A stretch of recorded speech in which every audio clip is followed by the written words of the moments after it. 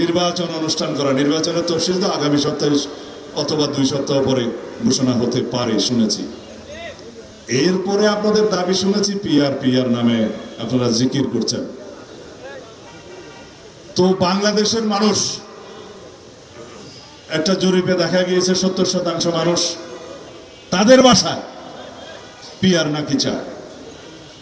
আরেকটা নিরপেক্ষ জরিপে দেখা গিয়েছে 56% মানুষ পিআর কি জিনিস বোঝে না। তাহলে আপনাদের এই 70% মানুষ কি এর মধ্যে নাই? বিভ্রান্তিমূলক কোন জরিপ নিয়ে বাংলাদেশের মানুষকে বিভ্রান্ত করা ঠিক হবে না। হ্যাঁ, আন্দোলন থেকে রাতারাতি সরে আসা একটু লজ্জা শরমের ব্যাপার আছে, কিন্তু জাতীয় রাজনীতিতে কৌশলে জনদাবির সাথে একাত্মতা পোষণ করা অত্যন্ত জরুরি। সেটা আমি জামাত ইসলামের ভাইদেরকে অনুরোধ জানাবো, জনদাবির সাথে একাত্মতা পোষণ করে নির্বাচনের মাঠে দাঁড়ান।